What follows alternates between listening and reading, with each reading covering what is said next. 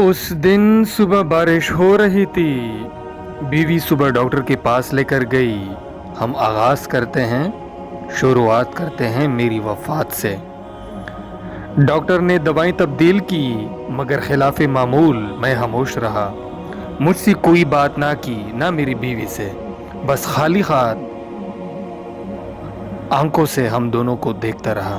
दोपहर तक मेरी हालत और बिगड़ गई।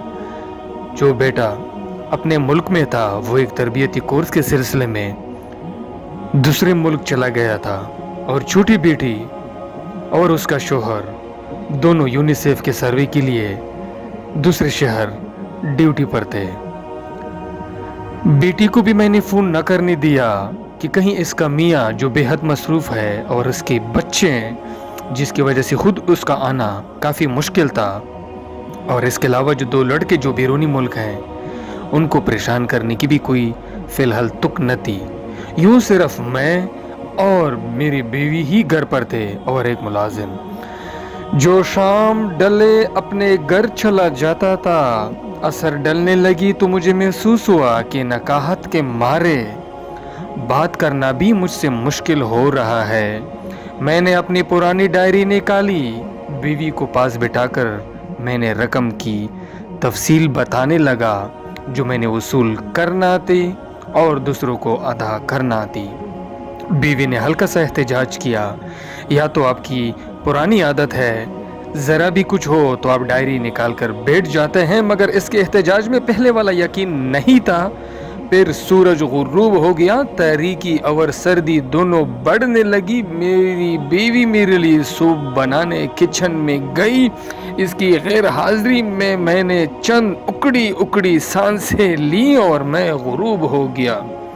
मुझे महसूस हो रहा था कि मैं आहिस्ता आहिस्ता अपने जिस्म से बाहर निकल रहा हूँ। फिर जैसे मैं हवा में तैरने लगा और छत के करीब जा पहुंचा, बीवी सूप लेकर आई तो मैं देख रहा था एक लम्हे के लिए। इस पर सख्ता तारी हुआ और वो हैरान हुई और फिर दाढ़े जोर जोर से मार कर रोने लगी। मैंने बोलने की कोशिश की, लेकिन ये अजीब बात थी कि मैं सब कुछ देख रहा था, मगर मैं बोल नहीं सकता था क्योंकि मेरी वफात हो चुकी थी। दूसरे शहर से बेटी रात के पिछले पहर पहुंच गई, और अगले दूसरे शहर से भी छोटी बेटी और उसका शोहर पहले फ्लाइट से पहुंच गए। बेटे तीनों बैरूनी मुल्क थे, और वो जल्द से जल्द भी आते तो भी उसको 2 दिन लग जाने थे। दूसरे दिन असर के बाद मेरी तदफीन कर दी गई। मुझे दफन कर दिया गया। शायर, अदीब, सहाफ़ी, सिविल सर्वेंट सबकी नुमाइंदगी अच्छी खासी थी। गांव से भी तकरीबन सभी आ गए थे। नन्हाल वाले गांव से मामूजाद भाई भी तीनों मौजूद थे। लहद में मेरे ऊपर जो सिल्ली रखी गई थी, मुट्ठी उससे गुजरकर अंदर आ गई। बाएं पांव का अंगूठा जो अर्थराइट्स का शिकार था, मट्टी के बोझ से दर्द कर रहा था। फिर एक अजीब कैफियत तारी हुई। शायद फरिश्ते आ पहुंचे थे। इस कैफियत में सवाल जवाब का सेशन हुआ। ये कैफियत ख़त्म हुई। महसूस हो रहा था कि चंद लम्हे ही गुजरे हैं, मगर फरिश्तों ने बताया कि 5 बरस हो चुके हैं। फिर फरिश्तों ने एक अजीब पेशकश की, हम तुम्हें कुछ अरसे के लिए वापस भेज रहे हैं। तुम वहाँ दुनिया में किसी को नजर नहीं आओगे। घूम फिर कर अपने प्यारों को देख लो, फिर अगर तुमने कहा तो तुम्हें दोबारा नॉर्मल जिंदगी दे देंगे, वरना वापस आ जाना। मैंने ये पेशकश गनीमत समझी और फौरन हाँ कर दी। ये अलग बात कि फैसला पहले ही हो चुका था। फिर एक मदहोशी की हालत छा गई। अचानक मेरी आंखें खुली तो मैं अपने गली में था। आहिस्ता आहिस्ता कदम उठाता अपने घर की जानिब चला। रास्ते में कर्नल साहब को देखा, घर से बाहर खड़े थे। इतने ज़्यादा बूढ़े लग रहे थे। ख्वाजा साहब बेगम के साथ वॉक करने निकल रहे थे। अपने मकान के गेट पर मैं पहुंचा। मैंने ठटक किया। मेरे नाम की तख्ती गायब थी जो मेरे मकान के घर के बाहर थी। पोर्च में गाड़ी भी नहीं खड़ी थी। वफात से चंद हफ्ते पहले ताज़ा तरीन मॉडल की खरीदी थी। इसका सनरूफ भी था और चमड़ी की ओरिजिनल सीटी भी थी। धचका सा लगा, गाड़ी कहाँ हो सकती है। बच्चों के पास तो अपने अपने गाड़ियाँ मौजूद थी, तो फिर मेरी बीवी जो अब बेवा थी क्या गाड़ी के बगैर थी? दरवाज़ा खुला था, मैं सबसे पहले सीढ़ी चढ़कर ऊपर अपने लाइब्रेरी में गया। ये क्या किताबी थी ना अलमारियाँ, राइटिंग टेबल, इसके साथ वाली महंगी कुर्सी, सोफ़ा, आला मरकज़ी मुलाजमत के दौरान जो शील्ड और यादगारें मुझे मिली थी और अलमारियों के ऊपर सजा के रखी हुई थी, बेशुमार फ़ोटो एल्बम, कुछ भी तो वहाँ ना था। मुझे फ़ारसी की कीमती ईरान से छपी हुई किताबें याद आई। दादा जान के जोड़े हुए कीमती कलमे नुस्खे, गुलिस्तान सादी का नादिर नुस्खा जो सोने के पानी से लिखा हुआ था और धूप में और छाँव में अलग अलग रंग की लिखाई दिखाता था। दादा जान और वालिद साहब की ज़ाती डायरियाँ सब गायब थी। कमरा यूँ लगता था गोदाम के तौर पर इस्तेमाल हो रहा था। सामने वाली पूरी दीवार पर जो तस्वीर 15,000 रुपए से लगवाई थी जगह जगह से फट चुकी थी। फाउंटेन पिनों का बड़ा ज़हीरा था। मेरे पास पार्कर शफीर क्रॉस वो भी दराज में नहीं था। मैं यशमुर्दा होकर लाइब्रेरी से बाहर निकल आया। बलाई मंजिल का ये वसी व आरिज़ लाउंज बाएं बाएं कर रहा था। ये क्या, अचानक मुझे याद आया, मैंने चकवाल से रंगीन फाइयों वाली सूट से बनी हुए 4 पलंग मंगवाकर इस लॉन्च में रखे थे। शायर बरादरी को ये बहुत पसंद आए थे, वो भी गायब थे। नीचे ग्राउंड फ्लोर पर आया। बीवी अकेली किचन में खान कर रही थी। मैंने उसे देखा। 5 बरस में इतनी तब्दील हो गई थी, मेरे आंखों में आंसू आ गए। कैसे पूछूं कि तुम्हारे घुटने का दर्द कैसा है, कैसे पूछूं कि तुम्हारी एड़ियों में भी तो दर्द महसूस होता था। दवाएं बाकायदगी से मुयस्सर आ रही थी या नहीं, मैं इसके लिए बाकायदगी से फल लाता था। न जाने बच्चे क्या सलूक कर रहे हैं, मगर मैं तो भूल ना सकता था। ना ही वो मुझे देख सकती थी, ना मैं बात कर सकता था। इतने में फ़ोन की घंटी बजी। बीवी बहुत देर तक बात करती रही। जो कुछ इस तवील गुफ्तगू से मैं समझा वो ये था कि बच्चे इस मकान को फ़रोख्त करना चाहते हैं।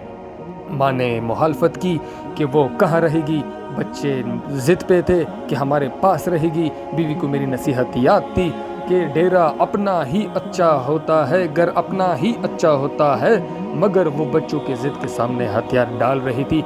गाड़ी का मालूम हुआ कि बेची जा चुकी थी और बीवी ने खुद ही बेचने के लिए कहा था कि ऐसे एक छोटी अल्टो ही काफ़ी होगी। इतने में मुलाजिम लॉन्च में दाखिल हुआ। ये नौजवान अब उदेड़ उम्र लग रहा था। मैं इसका लिबास देखकर ठठक गया। इसने मेरी कीमती ब्रांडेड कमीज़ जो हांगकांग से खरीदी थी पहनी हुई थी। नीचे वो पतलून थी जिसका फैब्रिक मैंने इटली से लिया था। अच्छा तो मेरे बेशबहा मलबूसात मुलाजमों में तकसीम हो चुके थे। मैं 1 साल लोगों की निगाहों से गायब रहकर सबको देखता रहा। एक एक बेटे एक एक बेटी के घर जाकर इनकी बातें सुनी। कभी कभार ही अब्बा मरहूम का यानी मेरा जिक्र आता, वो भी सरसरी सा।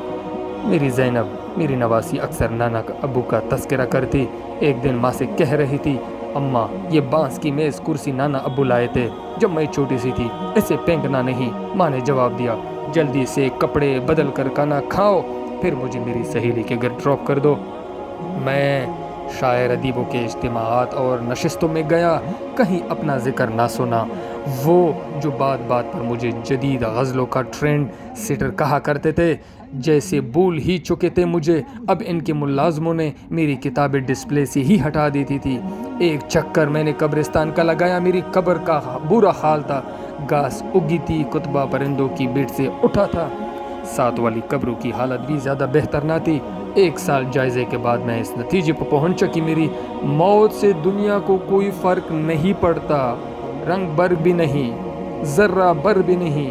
बीवी याद कर लेती है, ताहम बच्चे पोते नवासे पोतियाँ सब भूल चुकी थीं। अदबी हलकों के लिए मैं अब तारीख का हिस्सा बन चुका था। जिन बड़े बड़े महकमों और इदारों के मैं सरबराह रहा था, वो वहाँ नामों वाले पुराने बोर्ड तक हट चुके थे और नए बोर्ड भी मुसलसल बढ़ते जा रहे थे।